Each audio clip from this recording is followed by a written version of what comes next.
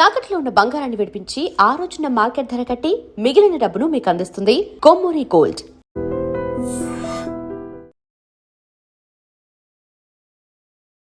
Hi hello నమస్తే, welcome back to item media. Budget 2026. So ఈ budget 2026లో already మనకి చాలా ఇంపాక్ట్ చూపిస్తున్న విషయం అందరికీ అర్థమవుతుంది. ఎందుకంటే స్టాక్ మార్కెట్స్ ఎలా పడుతున్నాయి అనేది అయి ఉండొచ్చు, గోల్డ్ అండ్ సిల్వర్ కూడా ఇంపాక్ట్ అవ్వబోతుంది. బట్ ఏ రకంగా ఇంపాక్ట్ అవ్వబోతుంది, అండ్ ఇందులో ప్రైస్ హైకా లేదంటే ప్రైస్ ఏమైనా ఫాలో అయ్యే ఛాన్స్ ఉందా ఏంటి అనేది తెలుసుకుందాం ఈరోజు మన ఎపిసోడ్లో. బడ్జెట్ ఇంపాక్టెడ్ కమోడిటీస్ అనేది. సో ఇవి మనకు ఎక్స్ప్లెయిన్ చేయడానికి మనతో పాటు ఉన్నారు సర్టిఫైడ్ ఫైనాన్షియల్ ప్లానర్ అయిన అనిల్ కుమార్ బచ్చు గారు. స్వామితో మాట్లాడదాం. నమస్తే స్వామి. నమస్తే స్వామి, ఆల్రెడీ బడ్జెట్ 2026 అనేది బయటకు వచ్చింది. ఫైనాన్షియల్ మినిస్టర్ నిర్మలా సీతారామన్ గారు ఈసారి అంత ఆశాజనకంగా లేదు, ఇంకా చెప్పాలంటే మేము డిసప్పాయింట్ అయ్యాం అనే విధంగానే రిటైలర్స్, ఎనలిస్టులు అందరూ అదే చెప్తా ఉన్నారు మాట. మరి ఇది గోల్డ్ అండ్ సిల్వర్ మీద ప్రత్యేకంగా ఎలాంటి ఇంపాక్ట్ చూపిస్తుంది అంటారు? ఒకటి ఆల్రెడీ గోల్డ్ అండ్ సిల్వర్కి మాత్రం ఒకటి ఈ బడ్జెట్తో కన్నా కూడా ఇంటర్నేషనల్ మార్కెట్లో జరుగుతున్న పరిస్థితుల వల్ల మనకి మేజర్ థింగ్. ఎందుకంటే ప్రభుత్వం తన వైపు నుంచి లాస్ట్ ఇయర్ జూలై ఆగస్ట్లో ఆల్రెడీ ఇంపోర్ట్ కస్టమ్ డ్యూటీ ఏదైతుందో తక్కువ చేసింది. సో దట్ ఎవరైతే ఎండ్ యూజర్స్ బంగారం కానీ ఎస్పెషల్లీ బంగారానికి ఎక్కువగా ఇబ్బందులు రాకుండా ఉండడానికి చేసింది. బట్ కొన్ని థింగ్స్ మన కంట్రోల్లో ఏంటి, రూపీ వాల్యుయేషన్. సో అదొకటి ప్రభుత్వం ఇప్పుడు ఇండైరెక్ట్గా మాత్రం మనం ఎక్స్పోర్ట్స్ని స్ట్రెంగ్తెన్ చేయడం వల్ల ఇండైరెక్ట్ ఒక 6 monthsలో మనకు పక్కా ఎఫెక్ట్ కనబడుతుంది. ఇది రూపీ స్ట్రాంగ్ అవ్వచ్చు. అప్పుడు మళ్ళీ బంగారం ఇంటర్నేషనల్ మార్కెట్లో మన మార్కెట్లో పెద్ద తేడా ఉండకపోవచ్చు. ఎందుకంటే ప్రపంచవ్యాప్తంగా చూసుకుంటే డాలర్ పడిపోతుంది, బట్ ఓన్లీ మన రూపీ వీక్ అవడం వల్ల మనకు బంగారం when compare to other markets మనది కొంచెం ఎక్స్పెన్సివ్. అది ఒక వైపు నుంచి. బట్ దానికన్నా కూడా ఒక ఇంపార్టెంట్ థింగ్ ఏంటంటే బంగారం ఎందుకు పడిపోయింది, సిల్వర్ ఎందుకు ఎస్పెషల్లీ సిల్వర్ ఎందుకు పడిపోయింది. ఫ్రైడే రోజు మొన్న 35% వితిన్ ఫ్యూ అవర్స్, ఎస్పెషల్లీ అది ఏ టైంలో జరిగింది, రాత్రి 8 నుంచి 8:30, 9 మధ్యలో లండన్ మెటల్ ఎక్స్చేంజ్ LMEలో పడిపోయింది. ఇది అందరికీ ఏంటంటే only fear of missing out వల్ల అందరూ కొన్నారు, అందరూ సడన్గా డంప్ చేశారు అని కాదు. ఇంత పెద్ద ఒక్కరోజు 35% పడడానికి ఏంటంటే కారణం అనేది చాలామంది అడుగుతూ ఉంటారు, తెలియట్లేదు వారికి. రీజన్ ఏంటంటే అందరూ తెలియని విలన్ ఏంటంటే ఇక్కడ అమెరికన్ బ్యాంక్ సిస్టమ్స్. ఎస్పెషల్లీ ఏంటంటే అమెరికన్ బ్యాంక్స్ ఏమంటారు డెరివేటివ్స్లో షార్ట్ పొజిషన్స్ సిల్వర్ మీద, గోల్డ్ మీద హ్యూజ్ తీసుకున్నారు. వాళ్ళు ఎక్స్పెక్ట్ చేయలేదు. ఏషియన్ మార్కెట్స్ నుంచి అటు చైనాలో Shanghai major market, Japan, India, ప్రతి చోట మెటల్స్ మీద ఎంత డిమాండ్ వస్తుంది అనుకోలేదు. అనుకోకుండా ఏంటంటే వాళ్ళు వేరియస్ ప్రైస్ పాయింట్స్ దగ్గర ఆల్రెడీ షార్ట్స్ కొని పెట్టారు. 80 దగ్గర, 90 దగ్గర, 70 దగ్గర, 60 దగ్గర. బట్ ఆగలేదు. 60 దగ్గర ఆగలేదు, 70 దగ్గర ఆగలేదు, 80 దగ్గర ఆగలేదు, 100 దగ్గర ఆగలేదు. కారణం దానికి ఎందుకు ఆగలేదు? డిమాండ్ నిజంగానే అవసరం ఉంది. పరిస్థితి ఏమైంది, రియల్ అసెట్స్ మీద జనాలు మళ్ళారు అండ్ ఇన్వెస్ట్మెంట్లు కూడా డైవర్సిఫై చేశారు అందరూ. కొద్దిమంది కన్విక్షన్తో లాంగ్ టర్మ్ తీసుకుందాం అనుకున్నారు, బట్ వీళ్ళని చూసి చాలామంది ఫియర్ ఆఫ్ మిస్సింగ్ అవుట్ అనే ఆర్ ఫ్యాడ్, మార్కెట్లో ఏది జరిగితే అది పెట్టే వాళ్ళు ఉంటారు, వాళ్ళందరూ ఎంటర్ అయ్యారు. సో ఎంత ఘోరంగా ఉండిందంటే రియల్ సిల్వర్ 1 గ్రామ్ ఉంటే ఆర్ 1 ounce ఉంటే పేపర్ సిల్వర్ అంటే షార్ట్స్ 400 ట్రేడ్ అవుతా ఉన్న ఎక్స్చేంజ్లో. అండ్ ఐరనీ ఏంటంటే అందరికీ ఫిజికల్ కావాలి, అన్ని మెటల్ ఎక్స్చేంజ్ల్లో అన్ని చోట్ల రియల్ మెటల్ అయిపోయింది డెలివరీ ఇద్దామంటే. ఇప్పుడు ఏంటి, వీళ్ళు స్క్వేర్ ఆఫ్ చేయాల్సిందే. స్క్వేర్ ఆఫ్ చేస్తే బ్యాంకులకు పోతాయి. కొన్ని $1 trillion వర్త్ షార్ట్స్ పొజిషన్స్ వీళ్ళ దగ్గర ఉన్నాయి. అవి స్క్వేర్ ఆఫ్ చేస్తే వాళ్ళ పరిస్థితి అంతే. వాళ్ళు ఏం చేశారు, ఎట్లన్నా చేసి రేటు పడిపోతే వాళ్ళు సేవ్ అవుతారు. అందుకే వాళ్ళు ట్రై చేస్తూ ఉన్నారు. గురువారం రోజు ఒకటి ట్రై చేశారు. మీరు చూస్తే గురువారం కూడా సేమ్ టైం 8:30కి ఒక 10% లండన్ LMEలో రాత్రి 8:30కి పడిపోయింది. So that was a first indication that somebody ఎవరో ఒకరు గట్టిగా షార్ట్ స్క్వేర్ ఆఫ్ చేసుకొని పెద్ద సెల్ చేసేసి ప్యానిక్ క్రియేట్ చేద్దామని. వాళ్ళకి మార్కెట్ ట్రిగర్ చేసేంత అవసరం ఏముంది, లేకపోతే వాళ్ళు బ్యాంకులే మూతపడతాయి. ఆల్రెడీ కొన్ని అమెరికన్ బ్యాంకులు ఎందుకంటే షార్ట్స్ తీసుకొని ఉన్నారు. ఎస్పెషల్లీ JP Morgan ఉంది, హ్యూజ్ అంటే huge $2 trillion worth of short build చేసి పెట్టున్నారు సిల్వర్ పైన. ఈ ప్రైస్ ఉంటే వాళ్ళు నష్టాలు. సో వాళ్ళు ఏం చేశారు, అందుకే క్లెవర్గా ఏషియన్ మార్కెట్స్ ఎప్పుడు క్లోజ్ ఉంటాయి రాత్రికి. అండ్ అన్నిటికన్నా డిఫెండ్ చేస్తుంది ప్రతిసారి. ఇప్పుడు 15-20 రోజులు కాదు, నెల రోజుల నుంచి చూస్తే డే టైము అంటే European time, American time markets స్తబ్దుగా ఉంటున్నాయి, ఎక్కువ పెరుగుతలేవు, కొంచెం పెరుగుతూ ఉన్నాయి. ఏషియన్ మార్కెట్స్ ఉన్నప్పుడు మాత్రం పెరుగుతున్నాయి. వీళ్ళు ఎంత తక్కువ చేసినా రాత్రి నెక్స్ట్ డే మార్నింగ్ వరకు మళ్ళీ పెరుగుతూ ఉన్నాయి. అండ్ ఫిజికల్ సిల్వర్కి మార్కెట్లో అవైలబుల్ ఉన్న దానికి హ్యూజ్ తేడా ఉంది. పేపర్ ఏమో ఎక్కువ ట్రేడ్ అవుతుంది. ఓకే, ఆప్షన్సే అనుకోండి, ఈటీఎఫ్సే అనుకోండి, అన్నింటికీ కావాలి ఫిజికల్ సిల్వర్ ఎక్కడో ఒక దగ్గర. డెలివరీ తీసుకుంటే కంపల్సరీ, లేకపోతే ఓన్లీ పేపర్ మీద ఉంటుంది సిల్వర్. బట్ ఇప్పుడు ఏంటంటే అన్యూజువల్గా అందరూ డెలివరీ కావాలంటున్నారు.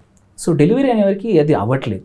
సో ఎప్పుడో ఒకప్పుడు వీళ్ళు ఎక్స్పోజ్ అవుతారు. అందుకే తెలివిగా ఏం చేశారు అమెరికన్ బ్యాంక్స్ వచ్చేసి లండన్ ఎల్ఎంఈలో, especially JP Morgan 8 o'clock to 8:30 అప్పటికి China markets closed, middle of the night. అది ఇండియన్ మార్కెట్లో కూడా ఎంసీఎక్స్ కొంచెం ఉంటుంది, కొద్దిమంది ఎంసీఎక్స్లో ట్రేడ్ చేసే వాళ్ళు కాపాడుకున్నారు. బట్ మన ఈటీఎఫ్లు బికాజ్ మార్కెట్ అయిపోయిన టైం, మిగిలిన అన్ని ఏషియన్ మార్కెట్, జపాన్ అన్నీ క్లోజ్డ్ ఉంటాయి. తెలివిగా అప్పుడు దెబ్బ కొట్టారు. అప్పుడు ఏం చేశారంటే వాళ్ళు డంప్ చేశారు. ఆ భయానికి ఏంటంటే ప్రపంచవ్యాప్తంగా నెక్స్ట్ డే కూడా అందరూ అమ్మడం మొదలుపెట్టారు. సో 35% డౌన్ చేశారు.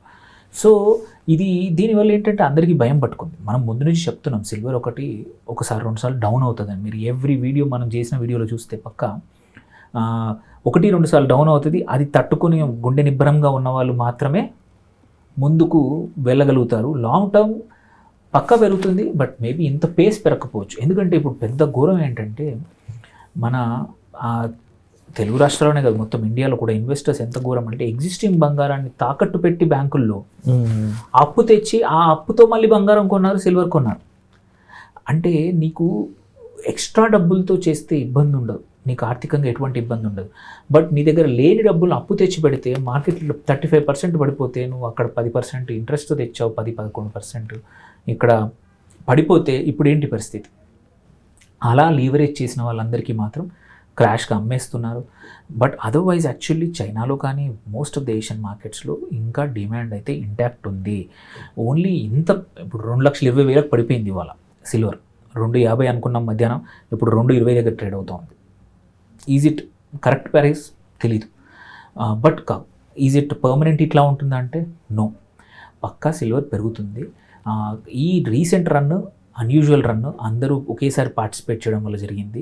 అండ్ ఇది ఫాల్ కూడా ఆర్కెస్ట్రేటెడ్, అంటే ఒకరు అమెరికన్ బ్యాంక్స్ కావాలని కుట్ర పని చేసిన ఫాల్ తప్ప ఎటువంటి న్యాచురల్గా జరిగిన వేరే అదర్ రీజన్ ఏం లేదు. దెన్ కమింగ్ టు బంగారం కూడా అంతే. సో బంగారానికి మాత్రం ఒక అడ్వాంటేజ్ ఏంటంటే ఇట్స్ ట్రెడిషనల్లీ ఎప్పుడు కూడా ఏమంటారు, ఇప్పుడు కారం కాదు, మన త్రేతాయుగంలో కూడా బంగారమే కరెన్సీ. పేపర్ కరెన్సీకి మారవచ్చు కానీ బంగారం వెండికి మాత్రం ఎటువంటి ఇబ్బంది ఉండదు. సో నా పాయింట్ ఆఫ్ వ్యూ ఏంటంటే ఎవరైనా సరే బంగారం సిల్వర్ని నమ్మితే 100% నమ్మండి. రీసెంట్గా ఎక్కువ రేటుకు కొంటే మాత్రం బయటపడండి. ఆర్ మీకు ఇప్పుడు డబ్బులు అవసరం లేదంటే మాత్రం లాంగ్ టర్మ్కి అట్లా ఉంచుకోండి, కానీ ప్యానిక్ అవ్వద్దు. There is no point. ఎందుకంటే పక్కా పెరుగుతాయి, ఎందుకంటే అన్లిమిటెడ్ అయితే బంగారం లేదు. అన్లిమిటెడ్ లేదు కాబట్టి అమెరికా కానీ అన్ని కంట్రీస్ బంగారాన్ని పక్కన పెట్టి వాళ్ళ కరెన్సీకి మారకంగా వేరే అసెట్ క్రియేట్ చేశారు. ఇప్పుడు ఏమైపోయిందంటే గ్యాంబ్లింగ్లో ఇప్పుడు మనం ట్రేడింగ్ ఎలా అయిపోయింది, ఇప్పుడు ఇది కూడా కమోడిటీస్ కూడా అలా అయిపోయింది.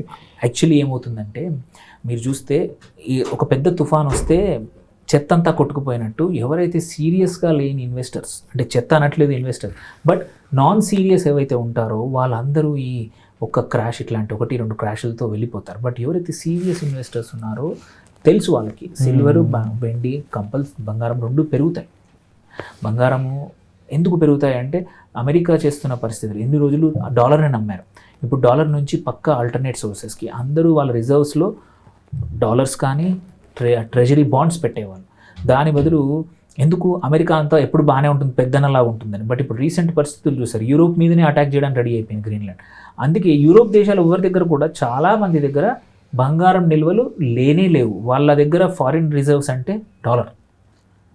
సో ఇట్లాంటి పరిస్థితులు ఎలా ఇబ్బంది పెట్టారో చూసి అందరూ కొనడం మాత్రం తగ్గదు. గోయింగ్ ఫార్వర్డ్ కూడా ప్రపంచవ్యాప్తంగా అన్ని రిజర్వ్ బ్యాంక్స్ గోల్డ్ని పెంచుకుంటూ పోతాయి వాళ్ళ రిజర్వ్స్లో. సో మీరు ప్యానిక్ అవ్వి మీ డబ్బులు లాంగ్ టర్మ్ కోసం అయితే మాత్రం ఉంచండి, ఏం కాదు. వేరాజ్ షార్ట్ టర్మ్ అప్పు తెచ్చి పెడితే మాత్రం అది నోబడీ సైడ్, అది మీరు చేసిన తప్పు. కరెక్షన్ చేసుకొని ఇప్పుడు బయటపడడం బెటర్. ఎందుకంటే సిల్వర్కి మళ్ళీ ర్యాలీ రావాలంటే కొంచెం టైం పడుతుంది, బంగారానికి ఎటువంటి ఇబ్బంది లేదు. బట్ లాంగ్ టర్మ్ ఇప్పుడు చూసిన దానికన్నా కూడా సిల్వర్ మనం అంటే 4 లక్షలు చూసాము, దాన్ని కూడా క్రాస్ చేయొచ్చు. But it takes long time, అది మనం చెప్పాము. ఇంత అన్యూజువల్ రన్ అనేది ఇట్లా ఫియర్ ఆఫ్ మిస్సింగ్ అవుట్ అన్ని రీజన్స్ వల్ల. ఎందుకంటే at the end of the day సిల్వర్కి ఇండస్ట్రియల్ యూజ్ ఉంది. ఇండస్ట్రియల్ యూజ్ ఉన్న ఏ మెటల్ అయినా ఏ ఇన్పుట్ అయినా సరే బియాండ్ 1 పాయింట్ కాస్ట్ ఎఫెక్టివ్నెస్ కాదు. 4 లక్షలు అనేది ఇప్పుడున్న మ్యానుఫ్యాక్చరింగ్ ప్రాసెస్లో నువ్వు సోలార్ ప్యానెల్ తయారు చేయాలన్నా, సెమీ కండక్టర్లో కానీ, ఫోన్ కానీ, బ్యాటరీస్లో వాడాలన్నా at this time 4 lakhs is a bigger amount. ఇది ఆ రేట్లో నువ్వు సిల్వర్ని కొని మ్యానుఫ్యాక్చర్ వాడడం అంటే కష్టం. ఐడియల్ వుడ్ హ్యావ్ బిన్ ఒక 15-20% పెరిగిందంటే పర్లేదు, బట్ 170% ఆల్రెడీ పెరిగింది. సో గ్రీడ్ వద్దు, అప్పు తెస్తే మాత్రం స్క్వేర్ ఆఫ్ చేసుకొని అప్పులు తీర్చేసుకోండి. ఎందుకంటే కొంచెం టైం పడుతుంది సిల్వర్. బంగారం మాత్రం ఎస్ మళ్ళీ 150, 160, 170 చూస్తాము, తొందరలోనే చూస్తాము. బంగారంకి ఏమి ఎటువంటి ర్యాలీకి ఏమి ఇబ్బంది లేదు, స్లో అవుతుంది, బట్ పక్కా ఈ సంవత్సరం బంగారం మంచిగా పర్ఫామ్ చేస్తుంది. వండర్ఫుల్ స్వామి. సో విన్నారు కదండి, బంగారం అనేది ముఖ్యంగా ఇక్కడ ఎటువంటి సిచ్యువేషన్స్ వల్ల ఇంతలా పెరుగుతుంది, హైక్స్ వస్తున్నాయి, వాలటిలిటీ ఉంది అనేది. సో ఇలా సెటైన్ ఆర్గనైజేషన్స్ అయి ఉండొచ్చు, ఒక పవర్ఫుల్గా ఉన్న ఎవరైతే ఈ సిచ్యువేషన్ తీసుకురాగలిగే కెపాసిటీ ఉన్న ప్లేసెస్ ఆర్ హ్యూమన్స్ పీపుల్ ఉన్నారో వాళ్ళ ద్వారా ఇదంతా కూడా జరుగుతుంది అనేది అయితే ఇక్కడ క్లారిటీగా అర్థమవుతుంది. సో దీన్ని బట్టి మనం ఎంత జాగ్రత్తగా ఉండాలి, మనం కంపేర్ టు దెమ్ మనం ఎంత తక్కువ పవర్ అనేది మీకు తెలుసు. సో మనం ఇండివిజువల్గా ఉన్నప్పుడు, సింగిల్ ప్లేయర్స్లో ఉన్నప్పుడు మనం చాలా జాగ్రత్తగా ఆచితూచి డెసిషన్ తీసుకుంటేనే మనం ఈ గేమ్లో సర్వైవ్ అవ్వగలం. సో దానికి తగ్గట్టు మీరు బిహేవ్ చేయండి, దానికి తగ్గట్టే బిహేవియరల్ బయింగ్ అనేది అలవాటు చేసుకోండి. వచ్చే ఎపిసోడ్లో మళ్ళీ కలుద్దాం. ఇది ఈరోజు episode. Thank you so much for watching and thank you so much sir. Thank you.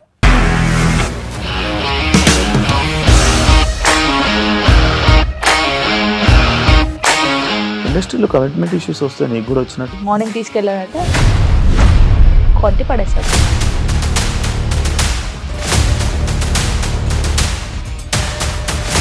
ఒక్కళ్ళు కూడా చూడలేదు ఈ సినిమా అని చెప్పడానికి కూడా చాలా ధైర్యం కావాలి. అది నిజం కదా, దాంట్లో ధైర్యం ఏంటి? ఇది నెక్స్ట్ డే ప్లేట్ మార్చేస్తే తప్పు కదా. As of now we are comfortable this అని నేను అనుకుంటున్నాను. రష్మిక గారిది మీది ఒకే ఊరు అంట కదా? నీకు కోపం వచ్చిందంటే బాగా తిట్టేత్తరా? తిట్టేద్దామండి. నిజంగా గేమ్ ని ఎలా చేంజ్ చేయగలిగారు? ఏపీఎస్ఎఫ్సి వాళ్ళకి 6 నెలల్లో నేను 6 లక్షలు కట్టా. బిజినెస్ చేయాలనుకుంటే it is as difficult as riding a tiger.